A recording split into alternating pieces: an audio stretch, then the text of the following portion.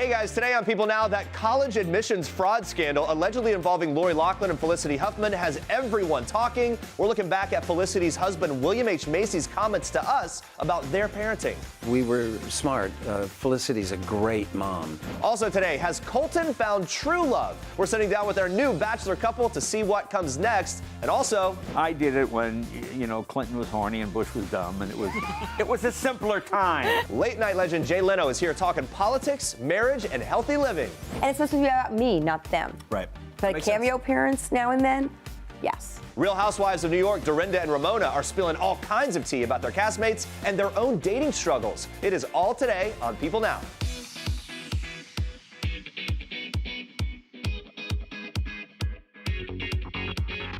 Hey, good afternoon, everybody. Welcome to People Now. Glad to see you here. Last night's Bachelor finale brought this season to a shocking close, and it came with an exciting announcement for the future. Hannah B will be the next Bachelorette, everybody. Yeah, we weren't sure exactly how this was gonna go. A lot of people were thinking maybe Tayshia or Hannah G. Just saw them broken up with and very sad, but it's Hannah B. We wanna know how you guys are feeling about the decision. Will you be watching next season? Vote in our People poll. Just tweet us your answer with the hashtag People Now. She was very overwhelmed last night. She was very It was hard overwhelmed. for her to find her words. And we will be talking more about that. Better. It will get better, we believe. We're going to check in on those results in a little bit, but for now, let's get to last night's Bachelor finale. It is official. Cassie has won Colton's heart. The two are gearing up for a real-life relationship now that this season of The Bachelor has come to an end.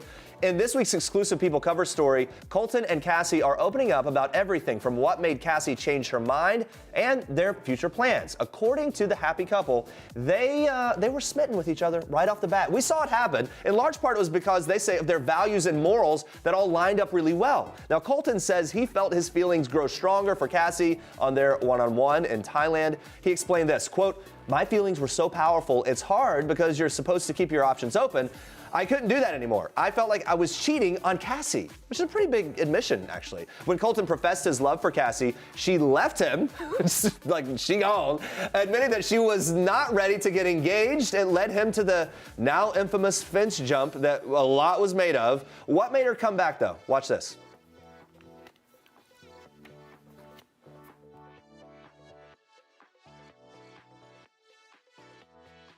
I want him to figure out what is best for him. I don't want to be standing in your way of you figuring that out.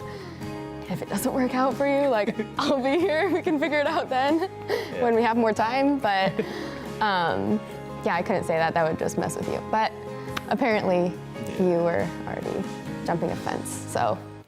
Are we ever going to move on from the fence jump? Probably not It will sure. be referenced in Bachelor Nation forever. Since this season did not end in an engagement, we had to know, though, what are Colton and Cassie's plans for the future? Here's what they said.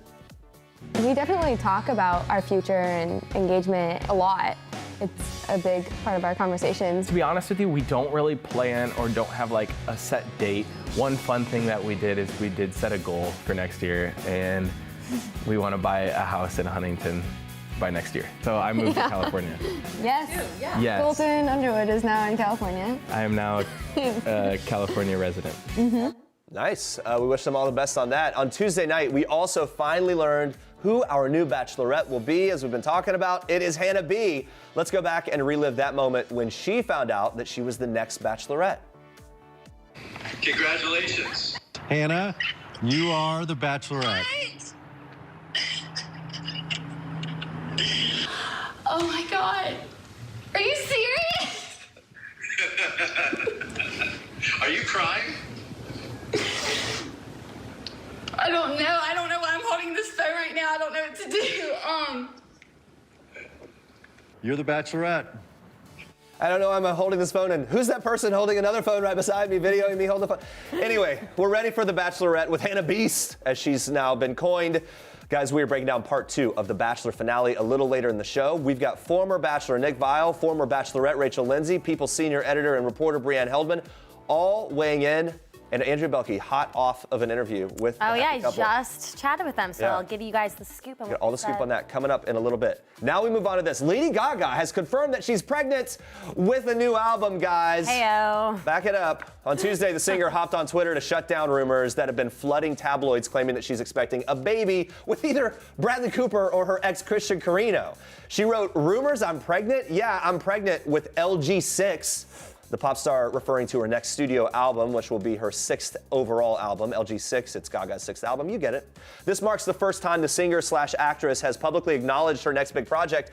Though we don't know really much more about the album than the title based on that, some Lady Gaga fan accounts pointed out that she recently followed Rihanna on Instagram. Could this be a hint at a possible collaboration? Or maybe she just wants to be friends? We don't know. Gaga's last album, Joanne, dropped in 2016 and brought about the smash hits Million Reasons and Perfect Illusion. I'm thinking LG6 might birth a couple hits too. Birth was a pun that we wrote in because of the opener. Remember the pregnancy rumors? I remember. Tying it up here. All right, Julianne Moore is opening up in this week's People about being married to her husband, Bart Friendlich, for nearly 16 years. The actress reflects on finding and making time for love, saying we have this narrative in our culture that if you want a career, you have to work hard, go to school, look for a job, you have to apply yourself. But love is supposed to just happen to you. One day you're going to meet someone and get hit over the head and boom. That happens in romantic comedies, but in real life, you have to make time. When you find a person, you have to invest in them and that relationship. And that is what love is. That's her quote, and I like it. Moore met her husband in 1996 while making The Myth of Fingerprints, which he directed. She recalls that their relationship was pretty unexpected. The two began spending time on both coasts between New York and LA, where they lived, in order to make the whole thing work. She says that since then, their love has continued to grow. Moore also opened up about why she thinks marriage for everyone is so vital. She says that marriage is, quote, a container for a family, and that's why legal marriage is important, that everyone be allowed to be married, every couple, because it's a way of saying to the world, I'm legally committed to this person, and I'm going to make this container for the two of us and then our children and our life together. As for her own marriage, she says, our container is pretty good. It's not airtight, but it's pretty good, especially now having one child who's 21, who's almost finished with college, and then another who will go to college in 2 years. You think, wow, we did it. We are intact, and we're happy. That was her quote on the whole thing. I like how she put it. Like the idea of the container and framing it. Good stuff, Julianne Moore. Thank you for that. Andrea, you have more for us in Star Trek. I do. We are kicking off Star Trek today with People's sexiest man alive. We never get tired of talking about this man. People caught up with Idris Elba, and he's got so much going on these days. In addition to being the sexiest man alive, he just hosted Saturday Night Live. He's trying to plan his wedding to fiancée Sabrina Dowry, and he has his first directorial debut, Yardy, out March 15. And as well, he's traveling the country promoting his new Netflix series, Turn Up Charlie. So he's got a lot going on. In that series, Idris plays an aspiring DJ who gets a job as a manny. Now, he says he drew from his own personal experience as a DJ, explaining a lot of the writing process was me telling stories about me and my kids running around town and daddy being a DJ. And Idris, who actually spinned at Prince Harry and Meghan Markle's royal wedding back in May of 2018, which is really cool, by the way, is going to be on the turntables again at Coachella in April.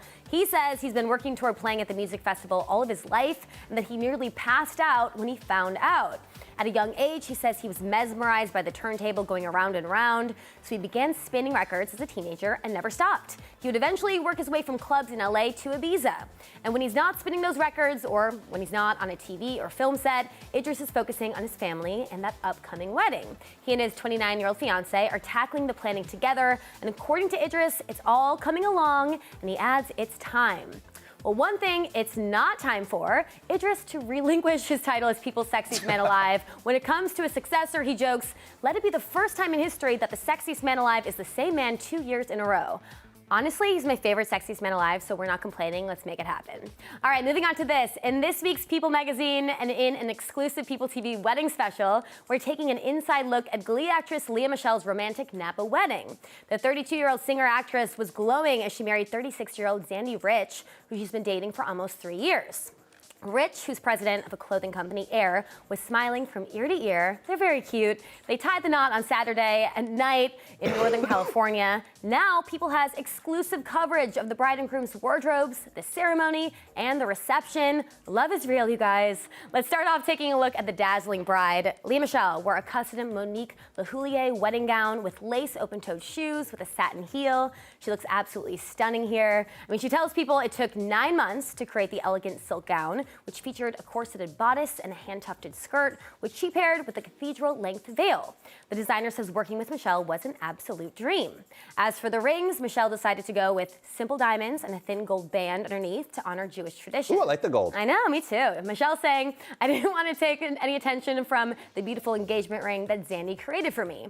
While the couple followed tradition by spending the night before their wedding apart, the two met with a loving gaze when time came to say the vows. Despite rain before the ceremony, the sun began to shine and the couple walked down the aisle to Coldplay's Us Against the World. I like that. As 210 of the couple's family and friends watched on. One guest saying, as Lea walked toward him, they looked so lovingly at each other, adding, it was all perfect. The wedding was officiated by Glee creator Ryan Murphy, who kept it playful and heartwarming, but laughter turned to tears when the couple exchanged personal vows. Michele says, it was a moment to say how fortunate I am that this amazing man is choosing to spend the rest of his life with me. The wedding featured a traditional breaking of the glass, and then the newlywed couple was showered in white rose petals as they made their way for some private time before the big party. Now, the reception was held at Carnero's Resort in the Napa Valley with beautiful candlelit settings on long tables, perfect for the Tuscany-style family courses. Michele made sure there was plenty of red wine, which I would be down for. While dinner featured Italian staples like pasta and meatballs, other tasty treats included donuts for dessert. You got oysters, shrimp, signature martinis and Manhattans, and don't forget the champagne, lots of that. But of course, food doesn't make the party. It's of course about the people you're celebrating with. In attendance were some of Michele's BFFs like Glee co-stars Darren Criss, Becca Tobin, Jonathan Groff, who's Michele's man of honor, and even Emma Roberts was there. And the family of the newlyweds, as you can see here, were looking just as dapper as the couple. Very happy. At the reception, the couple shared their first dance to Can't Help Falling in Love by Haley Reinhart. Such a special moment. When it came to the cake, which the couple opted to keep simple and chic, the first slice was cut to the tune Happy Days Are Here Again by Barbra Streisand. It's a nice touch. The remainder of the night turned into a full-blown dance party. Guests including Ashley Tisdale and Jamie Lynn Sigler were letting loose well into the night. Looks like we've got a break from the big band for a silent disco rave going on here. Now, as the party kept going, Michele changed into a more comfortable lace mini, and her husband changed into an all-white jumpsuit and sported a photo of his new wife on his chest. Okay. Love Israel. I know. We've got all this craziness going on, and Michele's bestie Darren Criss even jumped on stage, picked up a guitar, and serenaded the couple. Can you imagine being there for that? That would have been really cool. It seems like a non-stop celebration. Everyone looked very beautiful. As a newlywed, Michele spoke to people saying, the best of all will be what we get to do with each other for the rest of our lives. I couldn't be more grateful. For an even deeper look at the wedding, check out the PeopleTV wedding special on the PeopleTV app and pick up a copy of this week's People magazine. Is it possible to have a deeper look than that? I mean, I feel like I lived through it and I loved it. I know, it was beautiful. All right, Nick Jonas celebrated his #1 spot in the Billboard chart with a $200,000 car for his wife. Ooh, goodness, wow. This is the part where love is real. Oh my God. The sucker singer surprised Priyanka Chopra with a brand new Mercedes Maybach in honor of the recently reunited Jonas Brothers hit single, which climbed to #1 on Billboard's Top 100 for the week of March 16th. A clearly ecstatic Pri posted 2 pictures on Instagram celebrating her hubby while posing in front of her shiny new wheels. She captioned the post, when the hubby goes #1, the wifey gets a Maybach, introducing extra Chopra Jonas. I mean, nice life there. She adds, I love you, baby. Yay, best husband ever. Yeah. In one picture, Priyanka is holding a champagne flute in one hand and her cute pup in the other arm, while Nick holds a bottle of bubbly and smiles for the camera. In another photo, the couple are leaning in for a romantic kiss, still making sure to keep that champagne close by. It's not a celebration without popping a little bubbly. Priyanka's new hot rod is the S650 sedan version of the Maybach Mercedes, which retails for $199,900. You know, pocket change, right? But hey, this is the Jonas Brothers' first ever Billboard topper, so you gotta go big. Is this the kind of thing that it's like, hey, a husband buys a wife a 60-inch TV for her? Oh, yeah. I mean, they're obviously going to ride in it together. I mean, he's like, babe, here's this amazing car. It's for you. Well, if you started that, I mean, what's the next gift going to be, right? You can't outdo that. I mean, if you're the Jonas Brothers, maybe you can. All right, those are your Star Treks for today. Stay with us, guys. A lot coming up. Late night legend Jay Leno is here, revealing the secret to long-lasting marriage and how talk shows have changed since his time hosting The Tonight Show. Plus, we're breaking down all of the highlights from the Bachelor season finale with Bachelor Nation alums Nick Viall and Rachel Lindsay. Stick around for that. All right, on last night's Bachelor finale, Hannah B was chosen as the next Bachelorette. We've been asking you guys if you're going to tune in and watch the season, so let's check in on the results so far. Whoa, I don't know if I like this negativity. I think this is in response to what turned out, sorry to say it, to be an awkward introduction for her. And I don't blame her for that. It felt a little shoddy. Yeah, it's going to get better. It'll get better. By the time she rolls out, it's going to be great. I loved her in the Women Tell All episode. Yeah, Like, that was she to was me a great real in that. redeeming moment for her. It's going to come back. We're here for it, and we want it to Keeping come the back and faith. be positive. Keep voting in our People poll. We'll get to our live recap of last night's finale in just a bit, but for now, we move on to this.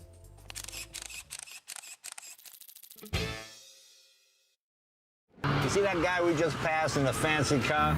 He's what we in the business call blissfully unaware. Oh, he knows he got high cholesterol. His doctor told him that, but he feels fine, so what could be wrong, right? In fact, in the back of the ambulance right now, I got one of these Hollywood big shots. He's never had a stroke or a heart attack, but he's at risk with high cholesterol. So he has me driving around in an ambulance. Quite frankly, I'm getting sick of driving this guy around. It's one of these, you know. Hello, I can hear you back here. That was Jay Leno appearing in a new video for Cholesterol 911, which is urging people across America to see the emergency in cholesterol. Joining us now to tell us more about this and heart health itself is Jay Leno. Hello. How you doing, you guys? Thank you for being Well, here. thanks for having me. I love that. How many days did that take you to shoot? No, that took about 3 hours. Okay, and getting into character for multiple roles. This was really asking a lot. As an actor, I had to prepare, yeah. Get into No, we just thought of the idea and then shot it pretty quickly. So, Yeah. we just did it one day. It was kind of fun. Yeah, no, it's really creative and obviously some serious stuff here, though. On the Right. website of Cholesterol 911, there's a quote from you saying that you struggle with high cholesterol. Was there a particular moment for you where this Well, it's became... funny. I don't really struggle with it Okay. because I didn't know I had it. That's Okay. the thing about it. That's why we set up this cholesterol911.com website. This is one of those things where you can look good and feel good, which in America means you're fine, but not really. You see everybody from top flight athletes to guys who don't get off the couch to housewives. All of a sudden they get a stroke or a heart attack because they don't know they have high cholesterol. People come up to me and they go, Jay, what should I take? And I go, don't ask your comedian, ask your doctor. What have you learned as decent practices to kind of avoid falling into some of those pitfalls, being a little more healthy? Well, you want diet and exercise and all that kind of thing. Smoking is definitely, there are people that say butter's good, butter's bad. Eggs are good, eggs are bad. Okay, you can debate that all day long, but smoking, that's like, even the biggest idiot will tell you. They're not even conspiracy guys that go, smoking's okay. Yeah, it's like the worst thing you can possibly do. Yeah, in my relationship, my wife's the healthy one. How about for you? Does yours keep you in line? Well, yeah, she's much more healthy. Is that right? Well, than I am. Yeah, okay. Yeah, I think that's the way it works. Guys are kind of stupid. They just sort of... Generally kind of dumb about things. Well, it's true. It's interesting. A man will walk down an alley and look straight ahead. When women walk down an alley, they look to the left, to the right. Just because women tend to be more preyed upon than men. Men always think they're invincible. But women will walk down the aisle and go like this. You ever see deer? Deer look like this. You ever see tigers? They look like this. And that's kind of, that's basically what it is. You were talking about your wife before. You two have been married almost 40 years, that's right, which is incredible. Everyone always asks, what's the key to making it work? So do you know? Do you have this? Not screwing around is a huge key. Being faithful. And you can do a lot. You can leave your underwear on the doorknob for the rest of your life if you don't screw around. Kind of earns you a lot of... It does. It gets you a lot of practical things. It does. No, I don't really. We have a good time. I'm one of those people. I'm a huge believer in low self-esteem. The only people with high self-esteem are actors and criminals. Got it. Okay. And if you have low self-esteem, you don't think you're the smartest person in the room. You don't think you have all the answers. So you tend to listen. And I married someone that was, I always tell guys when they meet a woman, marry your conscience. Marry someone who's the person you wish you could be. And it works out okay. I like that. I had a discussion with somebody once. He said, I met this girl. She's crazy, but the sex is unbelievable. I go, great. But when the sex is over, she's still crazy. Now you have a crazy person for 23 hours of the day when you're not having sex. Or 24 hours, 25 minutes. 25, yeah, you know what I'm saying? Or maybe 23 minutes. Right. Yes, right. Whatever it might be. Whatever it is. Exactly. Well, to each his own, but the point is... That's what I'm saying. a lot You get to the deal with. point. Wait, were you saying that you have low self-esteem? Yes, Is that true? I'm a huge believer in low self-esteem. Yeah, take the... just give other people the benefit of the doubt. I was dyslexic as a kid, Right. so I was not a good student.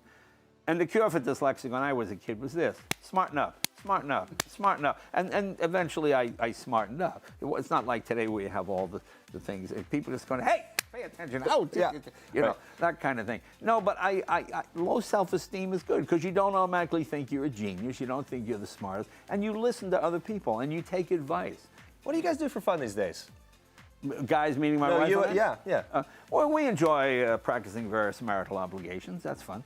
But I'm a big car When and you put it that way, it motorcycle sounds guy. great. My wife likes to travel. We have a lot of, we have a good time. Yeah, all right. Should we talk about the garage a little bit? Sure, we talk about 4 the garage. seasons of Jay Leno's Garage so far. Yeah, well, this is the 5th season. The 5th season now. filming now, okay. And it's great fun, actually. Yeah. What have you loved most about doing that show? Well, I love it because it's my hobby. It's what Right. I know. A lot of times when I have athletes on or musicians, who's this guy? What's the album? You know? Right. Yeah, this is my favorite thing on the Tonight Show. My next guest has sold more albums than Elvis and the Beatles combined. Please welcome. Who is it? I haven't heard the song. I don't know who the guy is. But the most obscure automobile I've probably heard of. So it just makes it fun. And when your hobby becomes your job, it's a lot of fun because you enjoy doing it. It doesn't feel like a job anymore. When are we seeing that 5th season?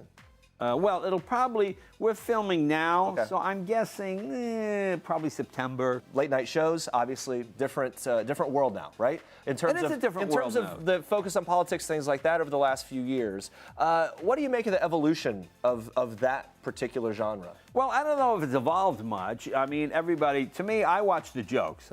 I like Jimmy Fallon, Colbert is great. I love Seth Meyers. I love all the guys. Jimmy Kimmel's good. They all have good jokes. I don't really watch the interview part because I've kind of talked to everybody. Yeah, right. So I just wait to see. The trouble is we live in a society now where all the jokes are focused on one thing. And there's only so many versions of the same joke you can do, you know. But admittedly, it's in the news every day, so you have to joke about it. So that's the tough part. The part that bothers me is that people now judge whether they like you or not based on your politics. You know, if you like this person, well, I'm never watching again. You know, I mean, when I did the show, and I think to a certain extent when Johnny did the show, you couldn't figure out where you stood. You know, I would get angry letters from both Democrats and Republicans. You suck. No, I hate you. Democrat. No, I hate you. I go, oh, fine, we're doing it the right way. They both hate me. Yeah, you can be equally hated. Yeah. If you were still doing late night, how would you have adjusted to this political climate? Would you kind of stay neutral, or do you think you would have? Well, I mean, it's hard to stay neutral. It kind of is, isn't it? It's hard to stay neutral. You know, you have an opinion. I don't know. I can't say. I would never say I would do better than anybody. I have no idea. I just have no idea. It's one of those situations. I did it when, you know, Clinton was horny and Bush was dumb, and it was a simpler time. Love it. Jay, thank you so much for being here. Thanks, guys. Really great to talk to you. Congratulations. Hannah, you are the Bachelorette. Oh my God. Are you serious? Are you crying? I don't know. I don't know why I'm holding this phone right now. I don't know what to do. You're the Bachelorette. In case you missed it, guys, we are breaking down all the highlights from part 2 of The Bachelor's season finale. And here to help us sort through all the drama is People senior editor and reporter Brian Heldman, former Bachelor and the Viall Files host Nick Viall, and former Bachelorette and host of GTL on ESPN Rachel Lindsay. Thanks for being here, you guys. GTL, not Gym Tan Laundry. No. But you can do that. But you can do it. Okay. Wait, first of all, you two are on the same season, but seems like you guys get along and everything. Yeah. When's the last time you saw each other? Seems like. Rachel was kind enough to be on my podcast, and she was fantastic. Everyone loved her, and that was the last time. It was a couple weeks ago. What's the key to getting along with your exes? That's a good question. We always got along. We were always really like well. great friends. I think we were. I mean, it's also like we joked about this on my podcast. I mean, I don't think Rachel and I see each other as exes. Yeah. We were always great friends, and I don't think we ever got to that point where we made it weird. Yeah.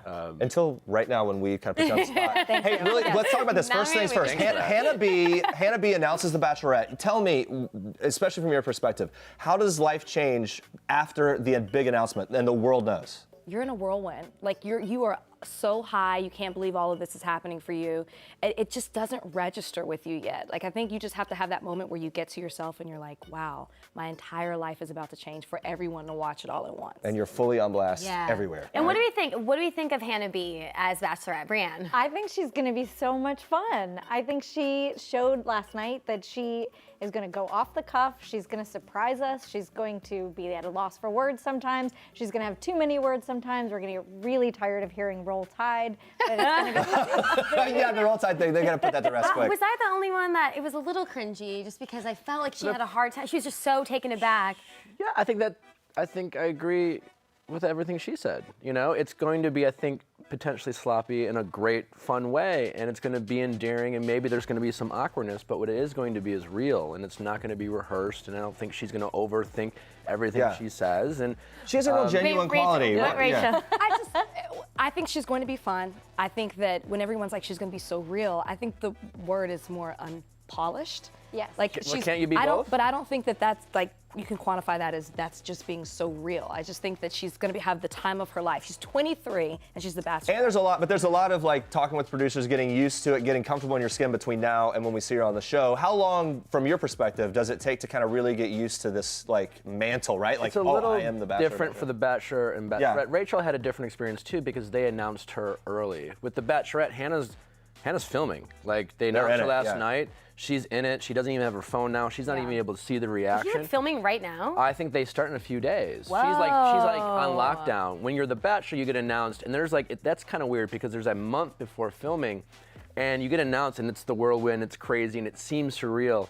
And then you kind of like, you don't know what it's going to be, and you think the world truly actually doesn't change. Yeah. For a few days, you're just kind of like, okay, still normal. You're still whatever. People like are reacting to you, but it's kind of this weird thing where the first 2 days it's like this bizarre reality, and then you go back to normal, and then you start filming. One of the bizarre things that happened last night, speaking of, were these, you know, they're doing this now where they bring out, first like 4 or 5 guys. What'd you make of this? And Nick, it was even referenced that this kind of looked like you, which is funny. I think Chris Harrison said that. And I mean, if I had $1 for everyone who has a beard and curly hair, some version my boyfriend looks like you, and I'm like, oh great, curly hair and a beard. You know, everyone was nervous. The guy who people said looked like me, I think he kind of a bit of a tasteless line. Go down. No, but you know what? If you're gonna make a tasteless line, maybe be more of a giver. That's a good point. True. Kind of position it so that you're offering something. Right. That makes sense. I'm on board with that. Rapping and did the beatbox. Yeah, the beatbox thing. That was fun. Yeah. All right, let's talk about what happened last night though with Colton and Cassie. Awful. Rachel unimpressed with all of this. So Colton and Cassie. Stay in your lane. All right. So Colton and Cassie, basically, you know, we all know Cassie left. She kind of chased after her. She kind of has a change of heart. Brian, what do you think caused this change of heart with Cassie? Cassie always really liked Colton. I think there was nothing about her affection for him that made her leave in the first place. But she was scared because she wasn't ready to get engaged. And once that was off the table, she was ready to take him back and give the relationship a shot. So you think that all along she liked him and it was more just the pressures of everything? Yeah. Rachel, go. Keep it real. Keep it real. Keep it real over here, Rach. I think that she genuinely likes Colton. I also think that she ran out of options, and so, you know. Well, I also felt like they gave her a good alternative option, which is, hey, here's the level of commitment now. You can say yes to this, not this. Like, okay, yeah, fine with that. Why not, right? They made it easy for Nick, what are you going to say? No, yeah, absolutely. I mean, she clearly likes Colton. Yeah. She also kind of got put into a corner. Yeah. I think the most important part is now, for all the reactions, now they're in a relationship and they can kind of tell their story from here on out. I just interviewed them, and we'll see that on tomorrow's show, but it does seem like they're at a place where they're like very happy, in love. I think having some time away from the actual filming helps a lot, so we'll see. Yeah, there's a ton of less pressure not to be in an engagement. Yeah. The pressures of like, well, what should we do because we're engaged, And try to like we also have to get to know each for a other. while, like get out of the spotlight. But okay, let's talk about this. Cassie and Colton, they fly to Spain to meet Colton's family. Kind of a big deal. He preps them, hey, I'm just bringing one girl. He sets them up for all of that. With me. How would your families have reacted if that had been the case for you? I think they would have reacted like Colton's parents did. I thought they did a great job of handling the situation. They were concerned for him. They raised those concerns to her and to him and kind of let them know where they stand. I love how families bring it back down to earth. It's like those are the moments where it's like, wait a second, we're talking about real people that I care about, not just like a show here when it comes to them. How do you think? I think I totally agree with Rachel. His family did a great job. I mean, listen, it's a tough situation. I think Cassie was just trying to be honest and keeping it real at the risk of maybe some criticism. And Colton wanted to fight for her. And that happens in life, and that's okay. And it's also okay for Colton's parents to have some questions, and I think they addressed them. Yeah, and what can Cassie do to like prove that she's there? She actually wants to be with him. I mean, you guys have been there. How hard is that to convince a family? That's got to be really high pressure. Yeah, I mean, I think she probably can't convince them in that moment. She can do her best to be honest, but that's the thing. I think going forward, Cassie's, I like your son, and I'm not ready to make that commitment. That's honest. Yeah. So she is being honest, and now they're going to date, and we'll see what happens. In some ways, they're starting at a really honest place because of that, right? I'm kind of envious. Well, I think everybody starts at an honest place. I just feel like what I do appreciate about Cassie is she stayed the same the entire way. I don't like you the way that you like me. I mean, basically is what she was saying. Okay. And she said that to his parents as well. So Cassie also kind of opened up to Colton about past relationships, why her guard was up, serious college boyfriend, kind of a controlling person.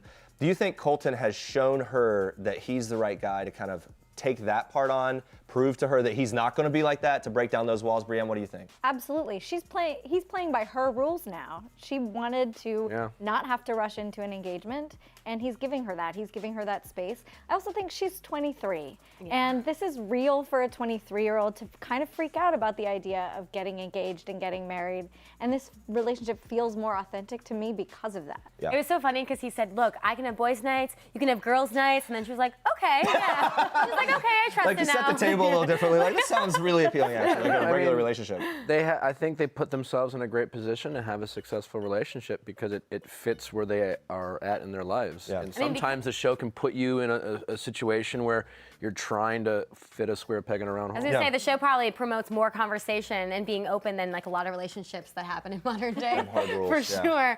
Cassie and Colton have a makeup fantasy day, so the whole show focused on his virginity, of course. One last final time to beat that to death. Did Colton lose his virginity? We'll take a look at this clip.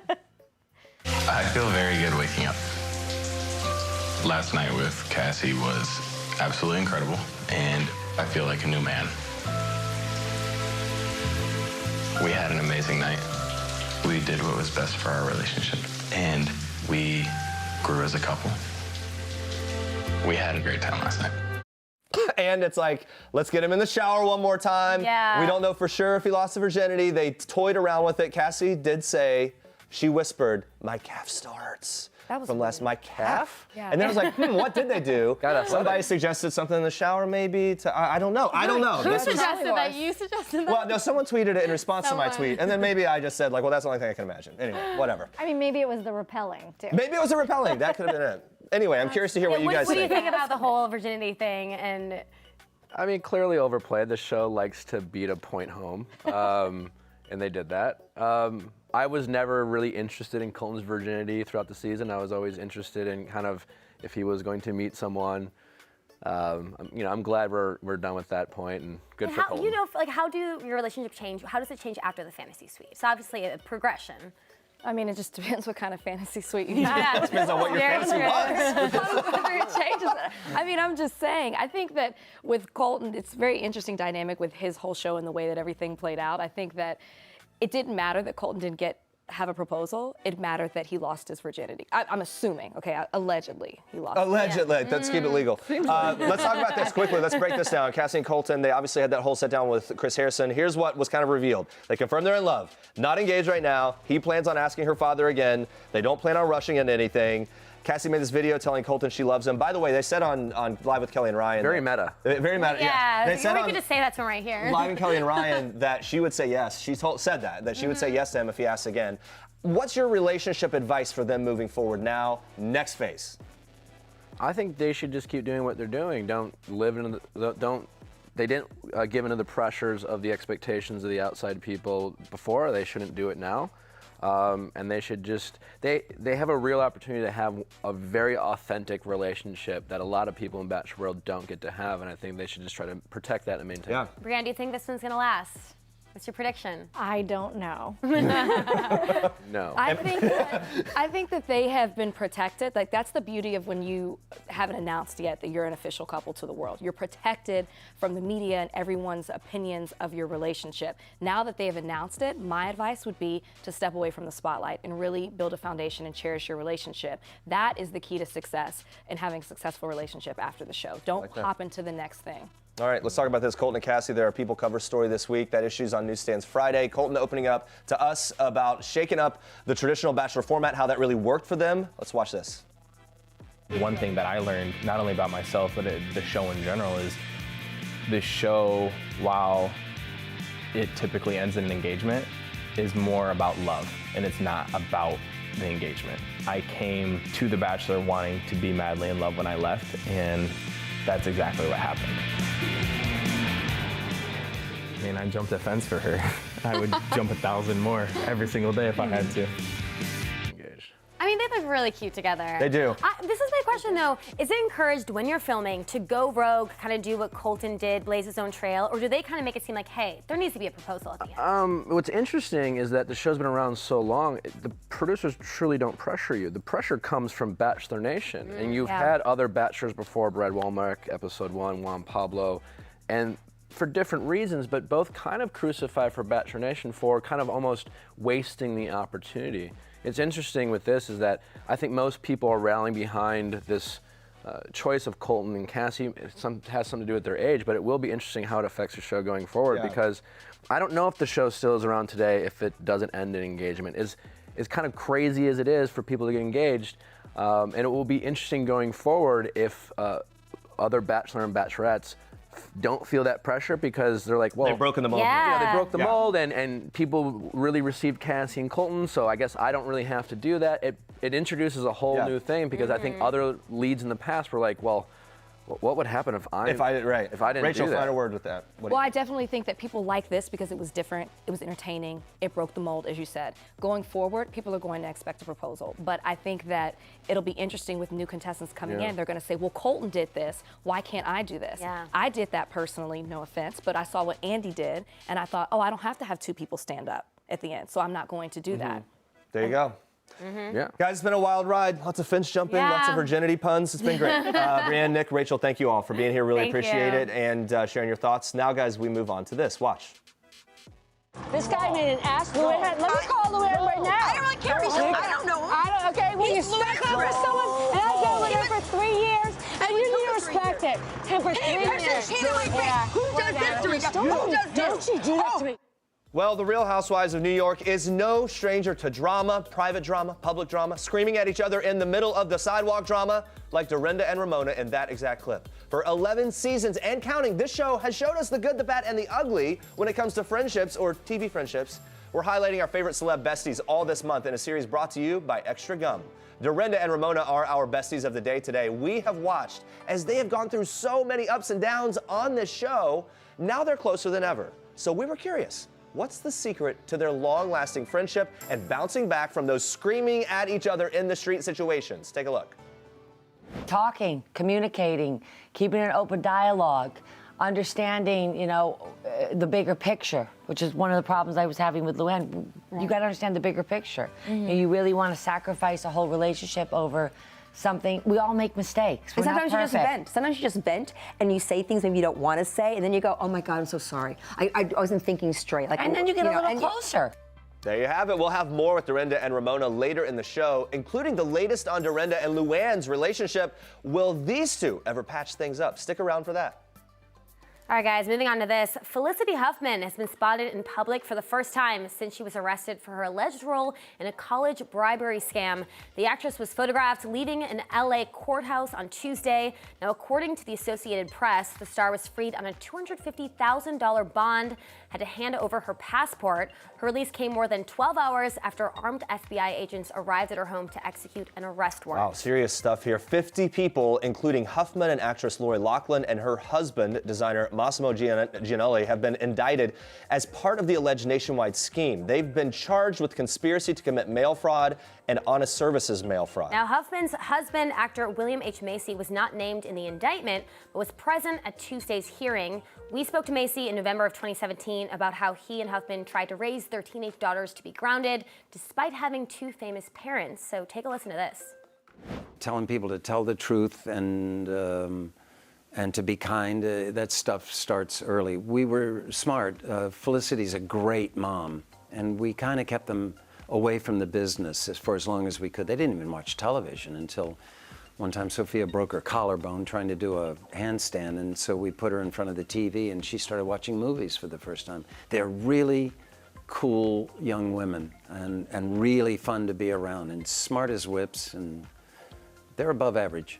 Look, you look back on all these comments, you see them in a different light, in light of everything that has now come. It'd be very interesting to hear that back. Yeah, to come for to sure. Yeah, Huffman allegedly gave $15,000, quote, to participate in the college entrance exam cheating scheme on behalf of her oldest daughter. That's the allegation. Now, as for Lachlan, she and her husband are accused of allegedly giving $500,000 to have someone vouch that her child was part of the rowing team when she actually wasn't.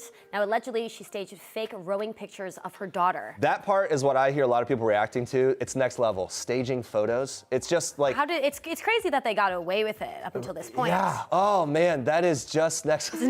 Next level if true. Lori's daughter is social media influencer Olivia Jade and posts YouTube videos quite often. One of those videos posted back in August of 2018 got a lot of backlash. Yeah, she said she was yesterday. excited to go to college, but wasn't really going for the academic part of it. So take a look at this.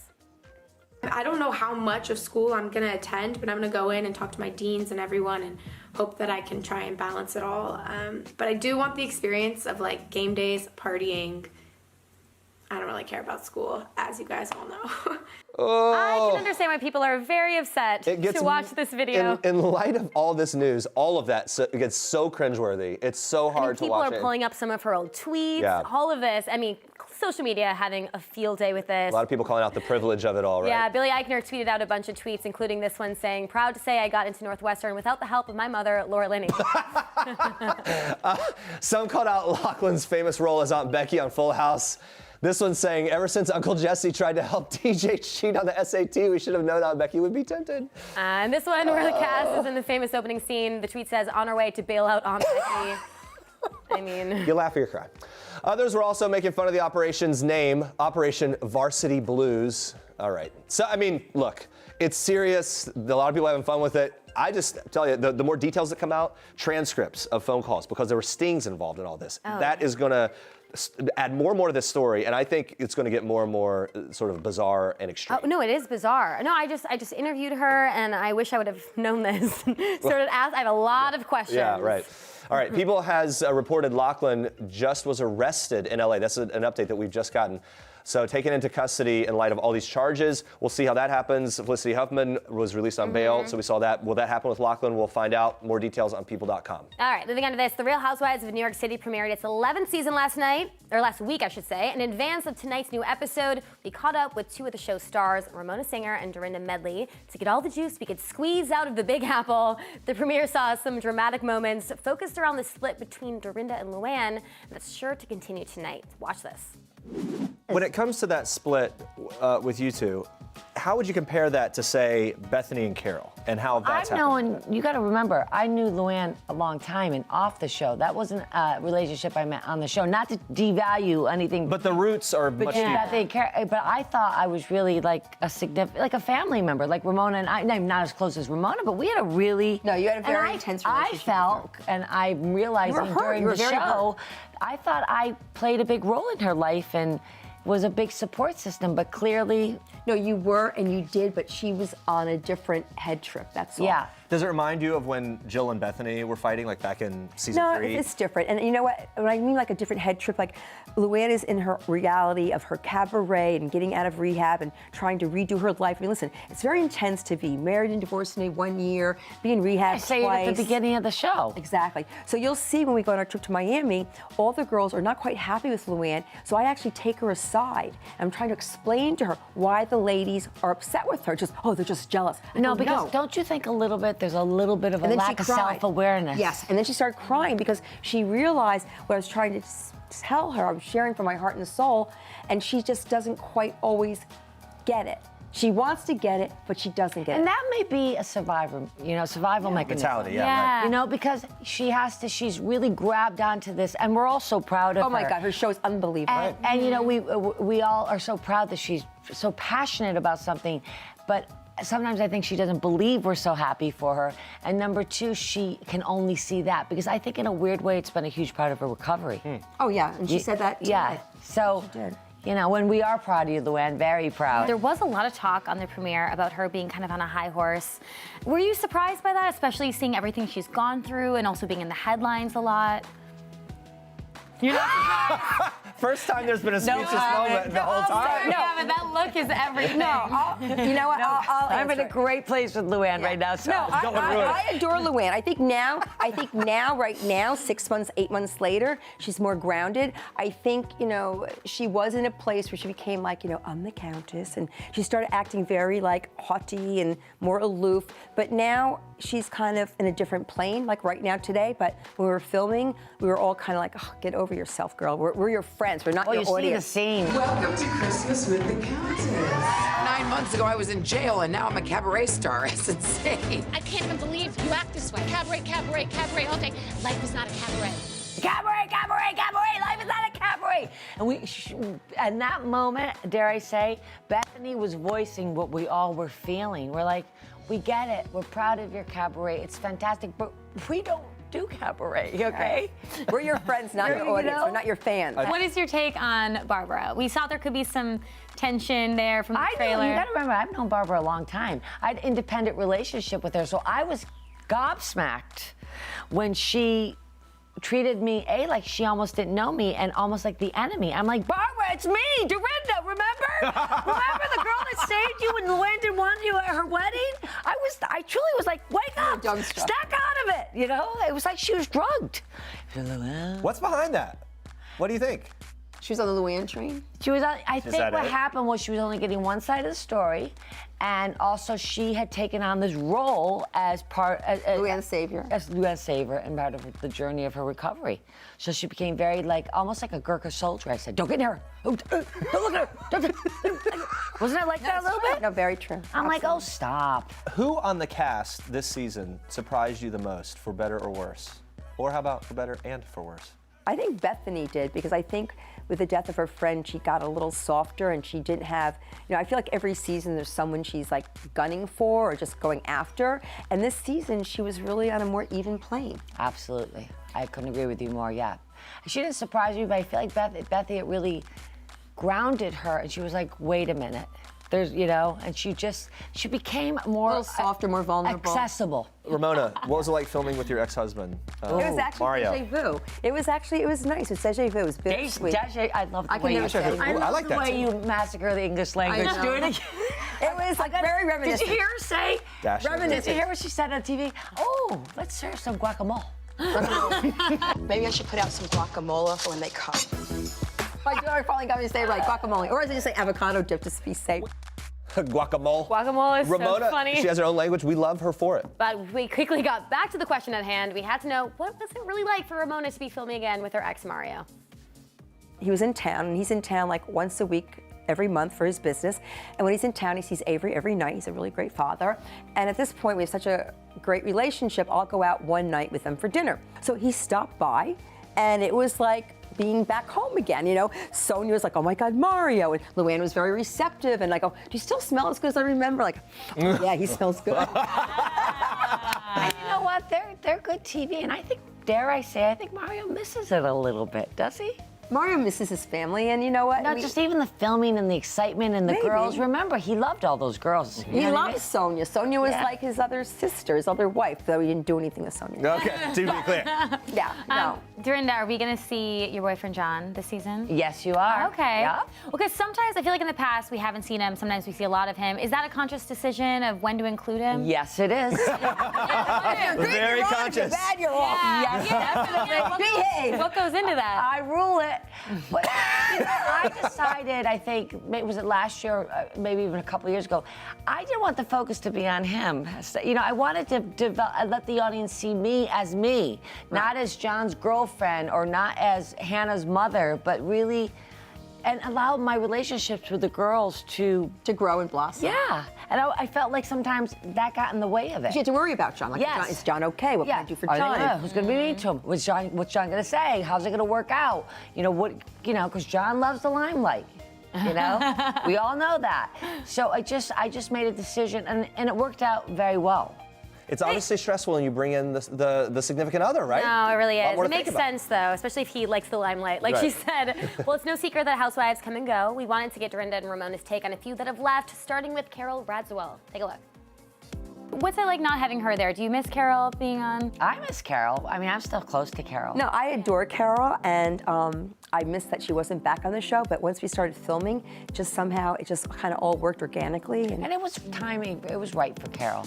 Yeah. You know, it comes, I think when it's right, it's right. You I know, agree. and I think that she has moved on and is happy, and you know, And the we'll show- all be there at some point. Right. I'm gonna get that call from Andy one day. We've had enough of you. Say thanks for the ride. How would you feel if Aviva Drescher or Alex McCord came back to the cast? We're a new show. It's like Yeah. you got to go on with the new. Just like I can never go back with my husband, you can never go back with the old cast. New people. Yeah. Got to keep it moving. How about Jill Zarin? If she would come back full time, would that be something you'd like? I think it's great for Jill to come on Yes. as a guest, I you mean, know, she knows organically, because, you know, she's friends with us, but I don't really see her coming on as a full-time member. Yeah. How do you think do you think the other cast members would agree with that? Yeah, I do. I mean, I think Maybe listen, Jill Lea. knows what she's doing. And God, Well, she has a full life now. And- you know what? and God because knows the show she can loves- be, it can she be loves like making a routine. deal with the devil sometimes. Let me just tell you. That's it. Because you're locked in, then it takes up all. Because no, it can ruin your relationship. Listen, some men don't want to date me because I'm on the show. I go on blind dates, and a person will go, "Have a photo with you." I go, I don't think that's fair. Would you be open to having a serious relationship again that's portrayed on the show? "Oh yeah." I mean, yeah. If I mean, this is. Yes, if I got involved in a very serious relationship and the person wanted to be on the show in a very low-key way, I wouldn't want someone to be a major part of the show at all. Right. Because I think it can Complicate. complicate. Absolutely. And it's supposed to be about me, not them. Right. But a Makes cameo sense. appearance now and then, yes. That's the way to do it.